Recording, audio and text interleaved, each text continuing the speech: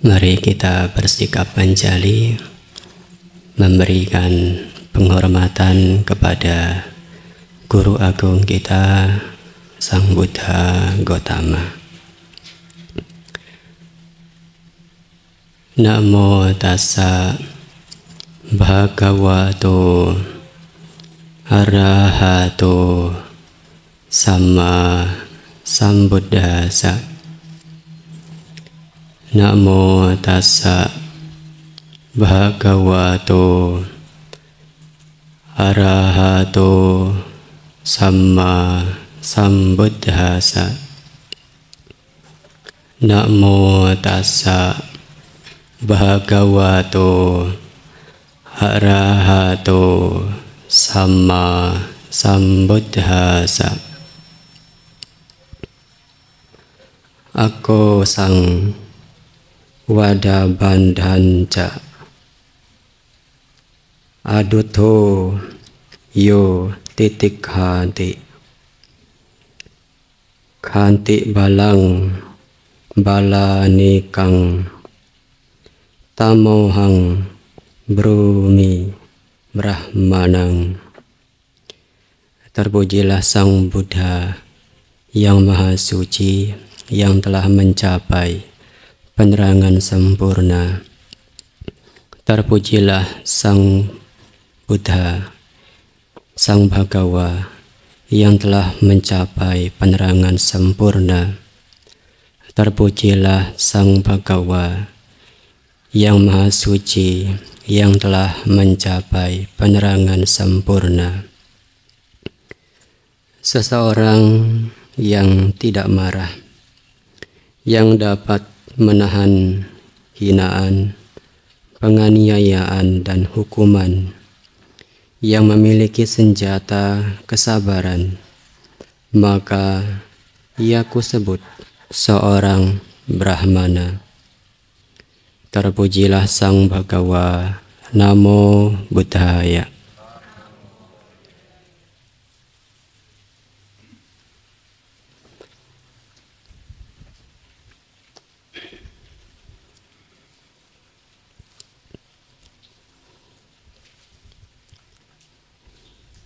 Para pemimpin puja bakti, ibu bapak dan saudara-saudari sekalian, baik yang mengikuti kegiatan ini secara langsung maupun juga bagi para bapak ibu yang juga ikut serta melakukan kebajikan, melaksanakan puja dari rumah masing-masing. Sotihotu, salam sejahtera bagi kita semua. Semoga para bapak, ibu, serta saudara-saudari sekalian saat ini dalam kondisi yang sehat dan berbahagia.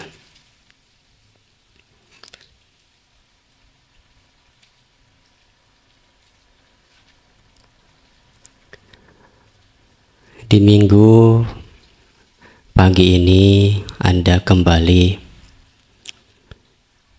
meluangkan waktu, memanfaatkan waktu dengan sangat baik, bersama-sama melakukan kebajikan,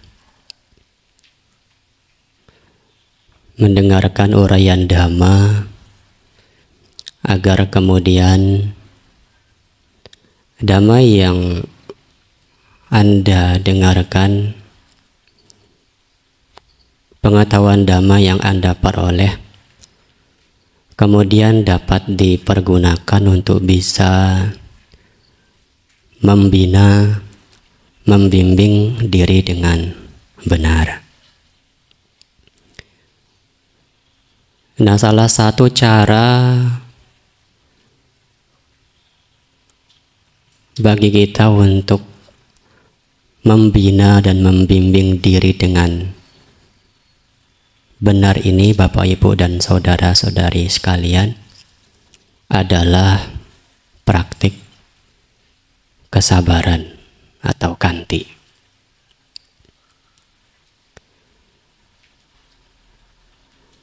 Sang Buddha menyampaikan bahwa kesabaran ini merupakan cara praktik yang paling tinggi. Nah, kalau kita memahami makna arti yang sesungguhnya dari kanti ini, sesungguhnya adalah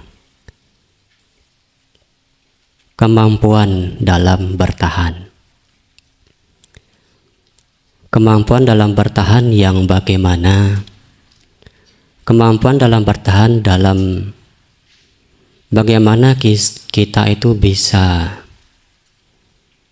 menahan diri, tidak mudah terpengaruh oleh hal-hal yang baik. Itu berhubungan dengan hal-hal yang menyenangkan maupun juga berhubungan dengan hal-hal yang tidak menyenangkan. Tidak serakah, tidak melekat terhadap apa yang disenangi, ini juga merupakan bentuk dari kanti. Kemampuan bertahan untuk mengendalikan keserakahan supaya tidak muncul. Melihat, mendengar sesuatu yang tidak menyenangkan, mampu menjaga batin untuk tetap bertahan agar kemarahan, kebencian, emosi kita tidak muncul. Ini juga bentuk dari kanti, kesabaran, mampu bertahan baik ketika kita dihadapkan pada situasi yang menyenangkan maupun juga tidak menyenangkan.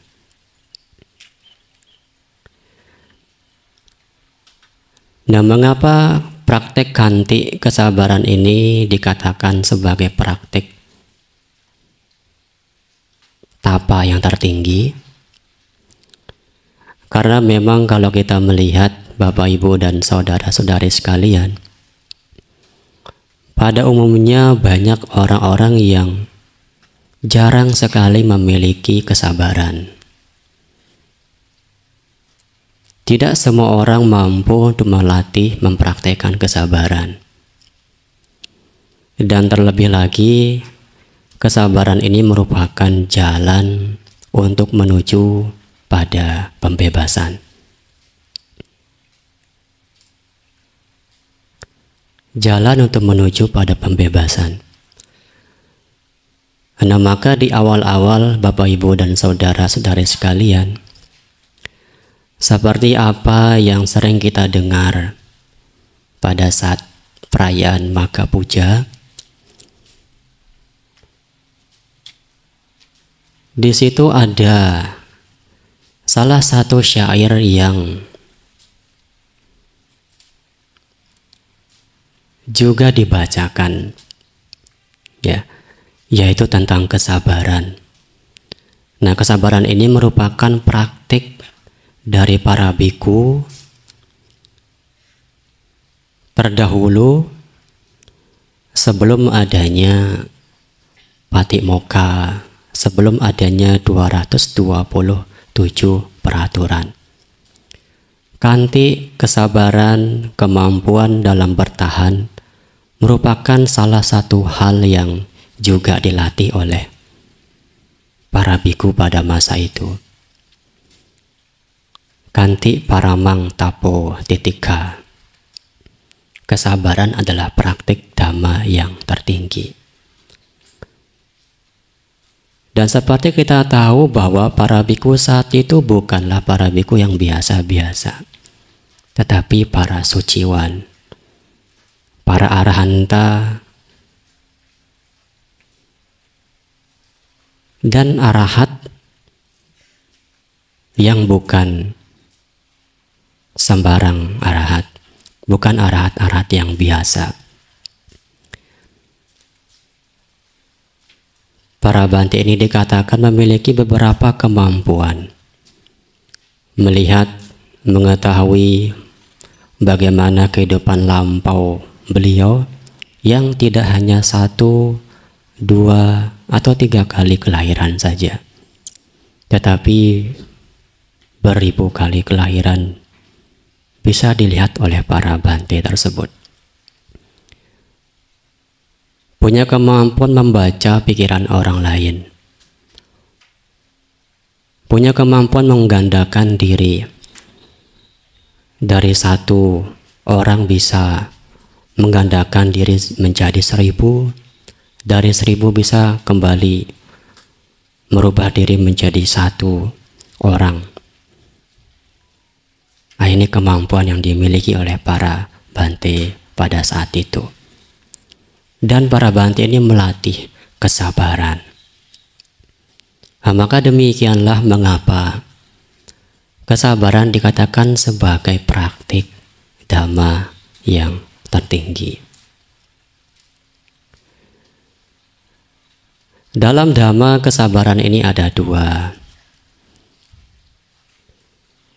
Yang pertama disebut sebagai adiwangsa nakanti, mampu bertahan, bersabar terhadap hal-hal yang sederhana.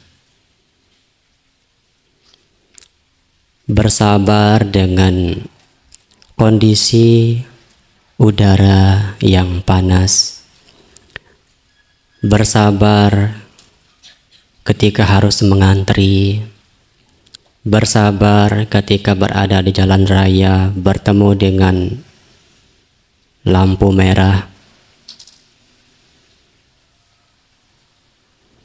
dengan tidak kemudian menimbulkan kebisingan, membunyikan klakson, ya, atau mungkin marah dengan pengendara yang ada di samping kiri atau samping kanan. Nah, dengan tidak melakukan sikap yang demikian, melatih kesabaran dalam hal-hal yang sederhana, ini juga menjadi sangat-sangat penting.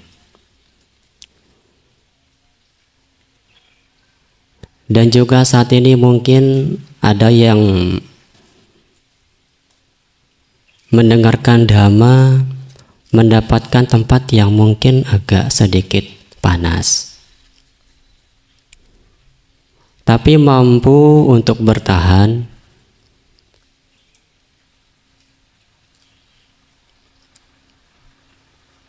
melakukan puja bakti dengan baik, mendengarkan dhamma dengan penuh rasa hormat.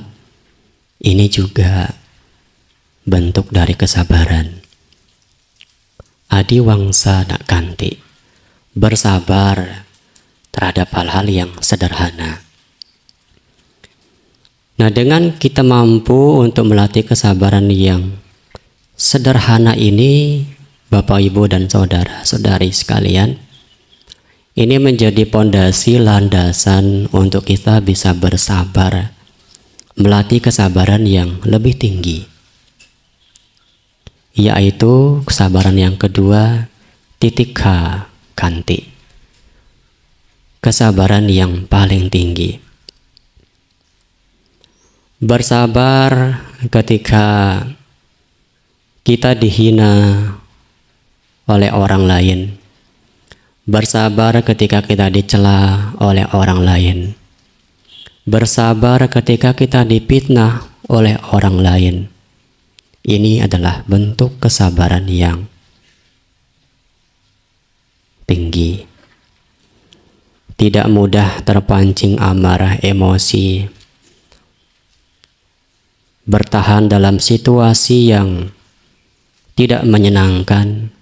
Ini adalah bentuk kesabaran yang tertinggi untuk mengikis, mengurangi kebencian, kemarahan, kotoran batin kita masing-masing.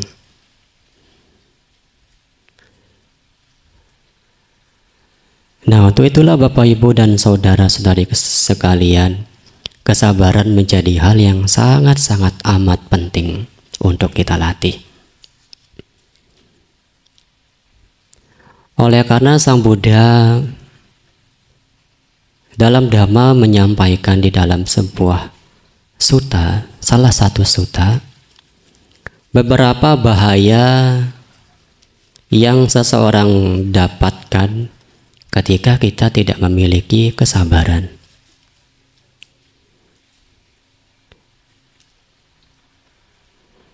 Hal ini dijabarkan di dalam Patama Akkanti Sutta. Ada beberapa bahaya dari seseorang yang tidak bersabar, yang tidak memiliki kanti, yang tidak memiliki kesabaran, yang tidak memiliki kemampuan dalam bertahan. Yang pertama yaitu seseorang yang tidak memiliki kesabaran,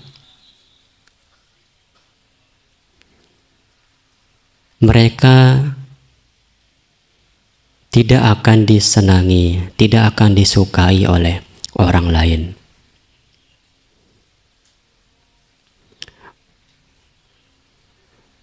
Nah, ketika kita mudah marah, mudah tersinggung, mudah muncul emosinya, ya, mungkin teman kita atau siapapun yang bersama dengan kita melakukan kesalahan sedikit, muncul kemarahan yang besar dalam diri kita, tidak bisa menerima, ya, tidak bisa menerima, mudah terpancing emosinya. Maka orang-orang yang demikian tidak akan disukai, tidak akan disenangi oleh orang lain. Lalu yang kedua, bahaya yang kedua adalah mereka akan dimusuhi oleh banyak orang. Nah, bagi mereka yang tidak memiliki kesabaran,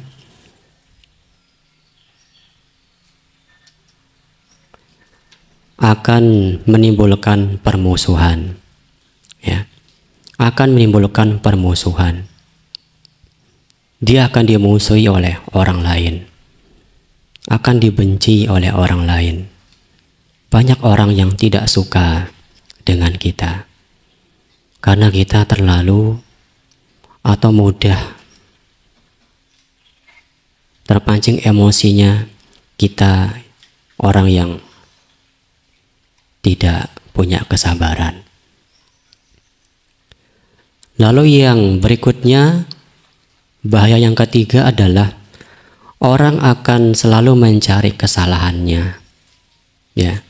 Orang yang bersabar, orang yang tidak punya kesabaran akan selalu dicari kesalahannya oleh orang lain. Akan selalu dicari kesalahannya oleh orang lain. Yang keempat, bahaya dari tidak punyanya kesadaran,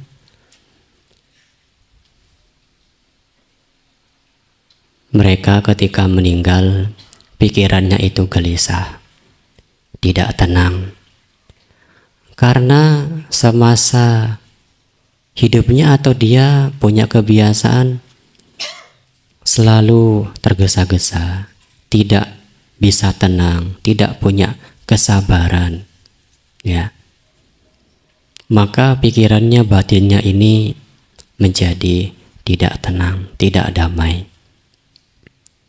Ini kerugian yang keempat.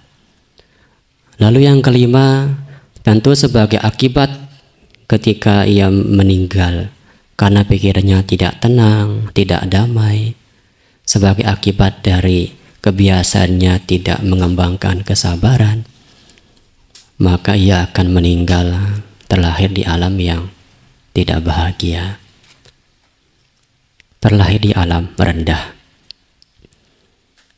Ini adalah beberapa bahaya dari seseorang yang tidak punya kesabaran. Lalu bagaimana kemudian cara kita untuk melatih kesabaran, untuk memperkuat kesabaran ini Bapak Ibu dan saudara-saudari sekalian? Ada beberapa cara untuk memperkuat kesabaran.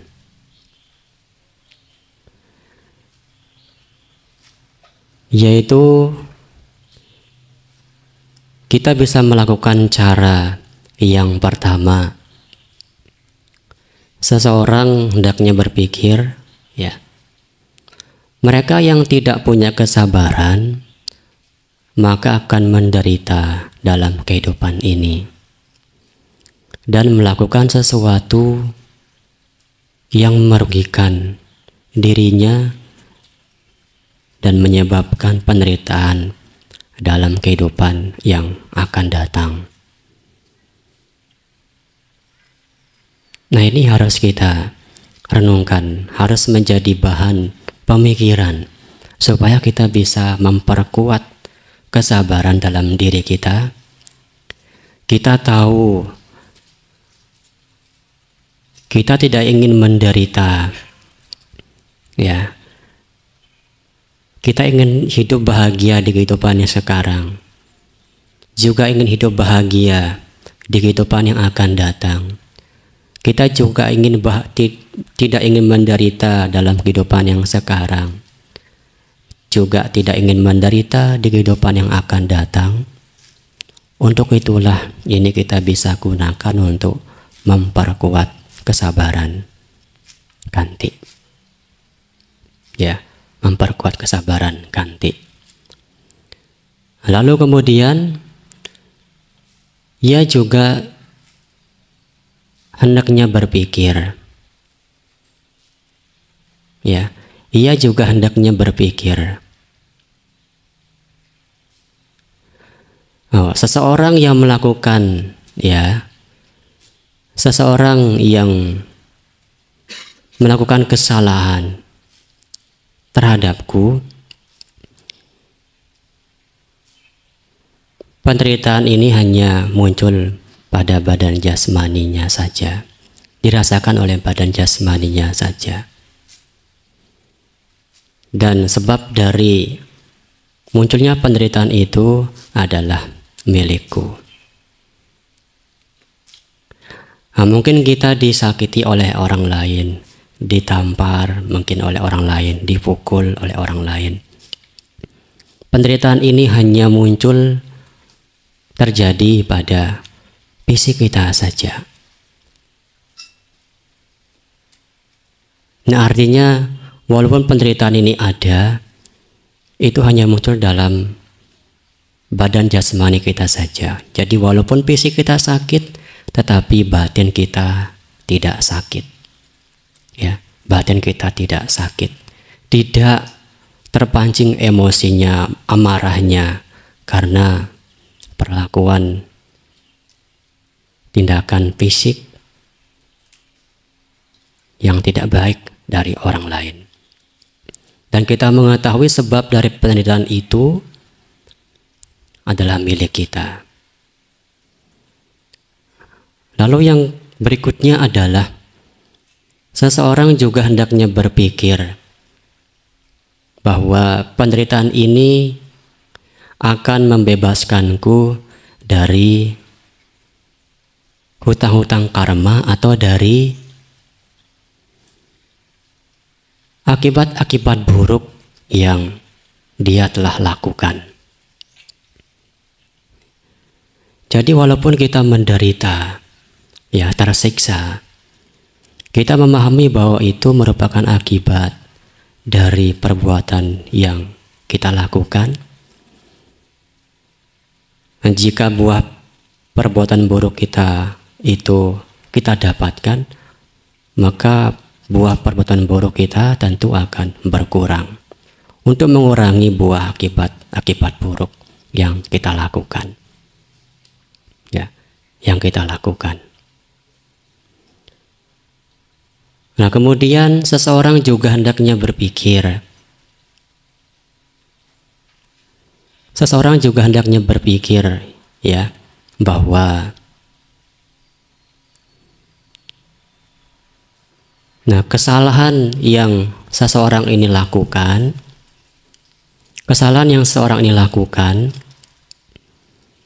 ya ketika orang melakukan kesalahan, itu kita sebagai sarana kita untuk menyempurnakan kesabaran, praktik kesabaran.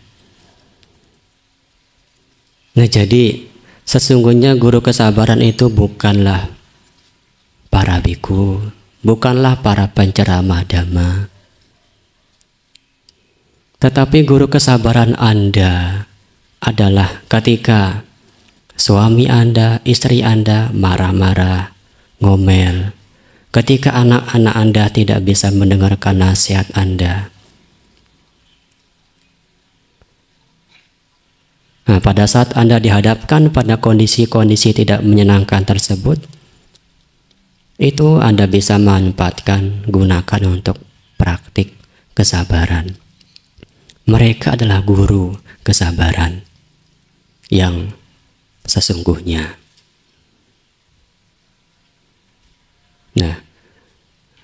Lalu kemudian yang berikutnya adalah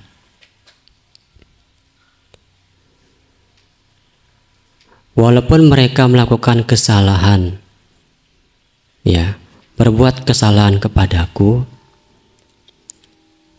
di waktu yang lain mereka juga orang yang murah hati kepadaku.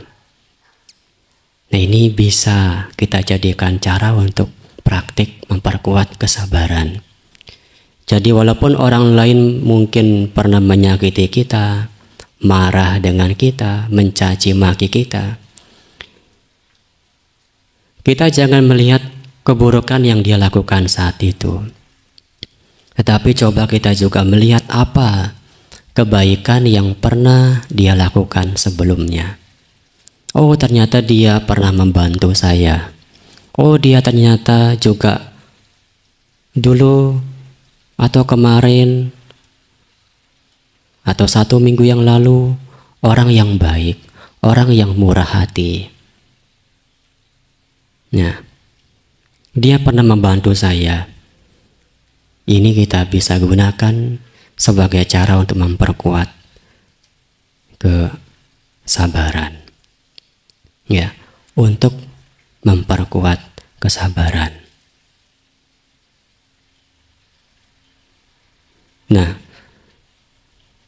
Lalu kemudian seseorang juga hendaknya berpikir, ketika seseorang melakukan kesalahan, di saat yang sama, saat itu kita bisa gunakan kesempatan tersebut untuk menambah kebajikan, berbuat kebajikan, yaitu praktik kesabaran. Mempraktikkan kesabaran, bisa menerima, bisa bertahan. Jadi walaupun karma buruk kita berbuah, mendapatkan penderitaan, di saat yang sama kita juga bisa gunakan kesempatan tersebut untuk menambah kebajikan. Praktik kesabaran, menerima, mampu bertahan dalam kondisi tersebut, tidak terpancing amarah emosinya. Lalu berikutnya dikatakan, ia juga hendaknya berpikir, semua makhluk bagaikan anak-anakku. Maka orang tua manakah yang ketika anaknya itu melakukan kesalahan, orang tuanya menjadi marah? Karena yang berpikir semua makhluk itu bagaikan anak-anaknya yang tidak tahu apa-apa, tidak tahu baik ataupun buruk. Dengan kita memiliki pikiran demikian, ini bisa digunakan untuk memperkuat kesabaran. Sebagai orang tua yang baik, tidak akan menyakiti anak-anaknya walaupun melakukan kesalahan. Dan yang terakhir, ia juga hendaknya berpikir, seseorang melakukan kesalahan kepadaku, itu merupakan akibat dari kesalahan yang pernah kulakukan. Ya. Nah, maka hendaknya ia kemudian melenyapkan ya kesalahan-kesalahan tersebut, tidak mengulangi kesalahan-kesalahan yang sama lagi. Dan orang lain, mereka juga tidak akan kembali melakukan kesalahan yang sama pula kepada kita. Nah, ini beberapa cara yang bisa dilakukan untuk memperkuat, melatih diri agar kita lebih bisa bertahan, punya kemampuan bertahan yang kuat, kesabaran yang kuat dalam situasi yang tidak menguntungkan, yang tidak menyenangkan. Nah, para Bapak, Ibu, dan saudara-saudari sekalian, dalam mempraktekkan kesabaran juga kita tentu tidak lupa untuk bagaimana kita meneladani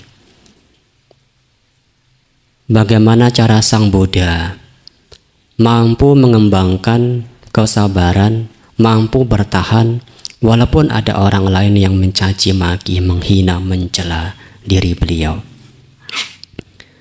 Maka dikisahkan ada sebuah cerita tentang Brahmana bersaudara, yang dimana saat itu ya Brahmana ini ingin mengundang para Brahmana yang lain. Nah, dan dia ini punya seorang istri, yaitu istrinya ini dikatakan latah. Jadi mengucapkan kata-kata itu secara spontan. Ya, secara spontan. Nah, saat itu dikatakan ketika istrinya ini jalan tidak hati-hati terjatuh, secara spontan dia ini mengucapkan kalimat-kalimat pujian kepada Sang Buddha. Terpujilah Sang Buddha. Atau di situ Anda bisa lihat di artikel Namo Tassa Bhagavato Arahato Samma Sambuddhassa. Kalimat ini diucapkan secara spontan oleh istri dari Brahmana tersebut. Nah, tentu ya karena pada saat itu memang ya Sang Buddha dikenal sebagai guru spiritual yang sangat-sangat handal. Ya. Begitu sangat dihormati, dihargai, yang tidak hanya masyarakat biasa, tetapi juga para raja memberikan penghormatan, penghargaan begitu luar biasa kepada beliau. Nah, sehingga ya karena saat itu guru spiritual tidak hanya Sang Buddha saja, tetapi juga ada Brahmana yang lain yang mengajarkan ajaran-ajaran yang lain. Nah, mereka tentu merasa iri kepada Sang Buddha.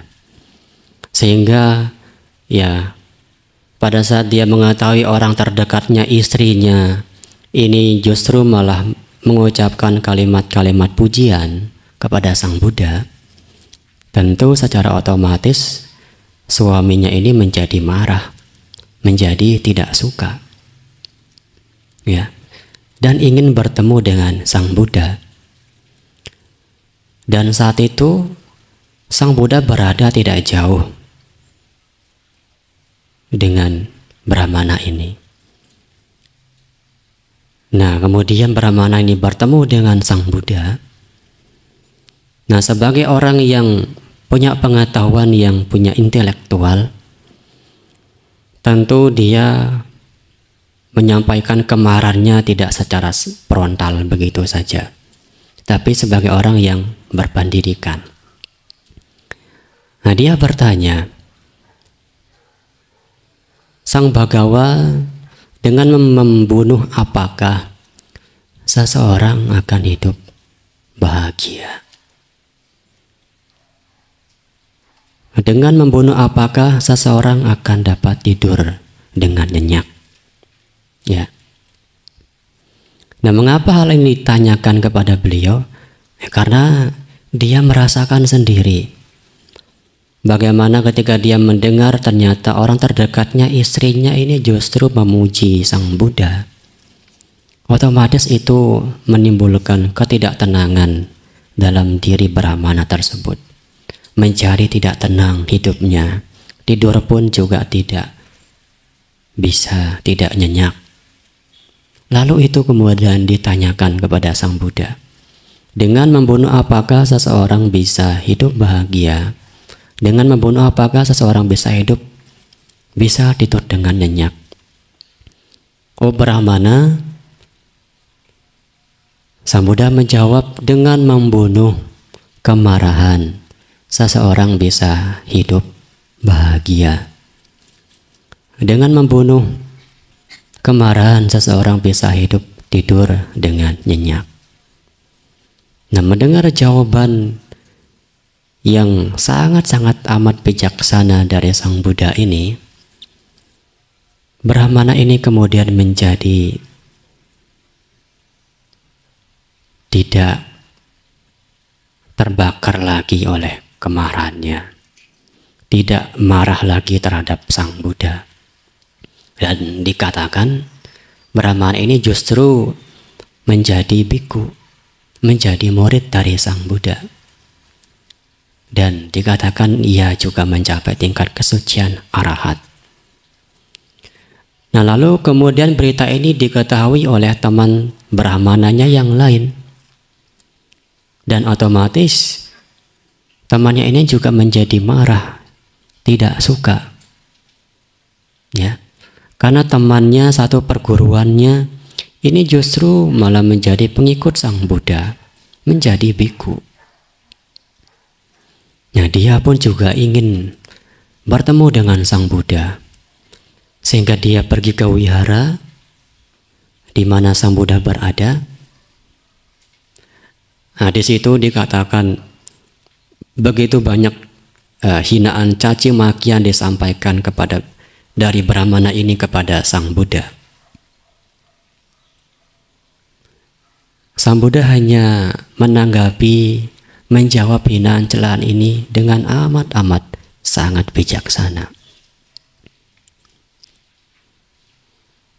Sang Buddha menyampaikan, oh Brahmana,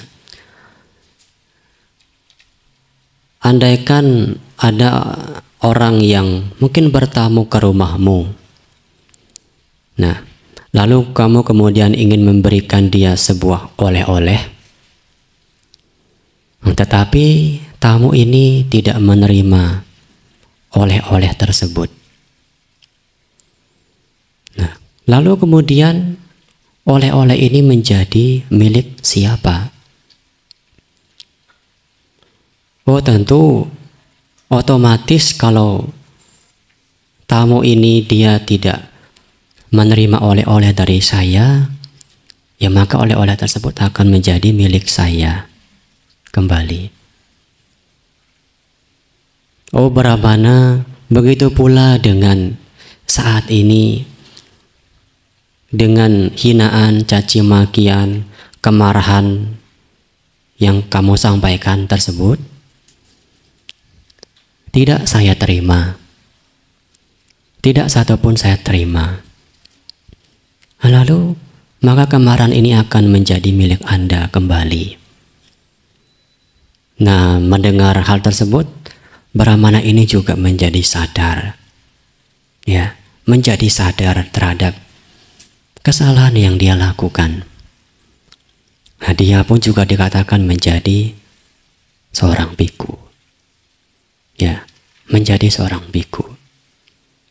Dan juga mencapai kesucian arahat. Dan hal ini kemudian juga diketahui oleh dua saudaranya yang lain. Sama juga menghina, mencela, mencaci maki Sang Buddha. Ya. Sang Buddha menyampaikan, seseorang yang marah mencaci maki mereka yang tidak bersalah, itu seperti halnya mereka melempar debu tetapi melawan arah angin. Maka kemudian debu yang dilempar tersebut akan kembali kepada dirinya. Nah, artinya ketika seseorang mencaci maki marah dengan orang yang tidak bersalah, maka cacian, makian, hinaan itu akan kembali kepada mereka yang mengucapkannya. Nah, ini pun juga sama. Para Brahmana ini juga menjadi pengikut Sang Buddha. Nah, maka suatu sore hari, para biku ini mengetahui kejadian tersebut dan memuji bagaimana Sang Buddha menghadapi 4 Brahmana yang marah dengan Sang Buddha tersebut. Beliau tidak berdebat, ya, tidak menanggapi kemarahan caci makian itu dengan berdebat, tetapi beliau mengembangkan, melatih, mempertahankan diri, mengembangkan kesabaran, sehingga menjadi pelindung bagi semua orang. Nah, kita bisa melihat 4 Brahmana itu yang awalnya mencaci maki Sang Buddha, menghina Sang Buddha menghadapi dengan penuh kesabaran. Dan akhirnya mereka, ya, ini menjadi pengikut Sang Buddha, menyatakan berlindung kepada Buddha, menjadi seorang biku. Nah, untuk itulah Bapak Ibu dan saudara-saudari sekalian, pentingnya kita memiliki kesabaran. Walaupun memang melatih kesabaran tidak mudah, dan karena itulah kesabaran dikatakan sebagai praktik yang tertinggi, karena memang tidak mudah untuk dilatih dan menjadi jalan untuk menuju pada pembebasan. Mungkin ada orang yang mengatakan, Bante, kesabaran ini ada batasnya. Tetapi sesungguhnya jika kesabaran ini dilatih, dilaksanakan dengan pengertian yang benar, dengan kebijaksanaan, maka kesabaran itu tidak ada batasnya. Jadi kesabaran itu tidak ada batasnya, tetapi kemampuan kita dalam menciptakan kemampuan untuk bertahan, itulah yang kita batasi sendiri. Sehingga kesabaran kita buat menjadi terbatas. Tidak mampu terus melatih, mengembangkan kesabaran itu sendiri. Nah, jadi para Bapak Ibu dan saudara-saudari sekalian, nah selain tadi di awal Bante menyampaikan beberapa bahaya dari seseorang yang tidak punya kesabaran, tentu juga di samping itu ada beberapa manfaat dari praktik kesabaran. Yang pertama, kita akan disenangi, disukai oleh orang lain.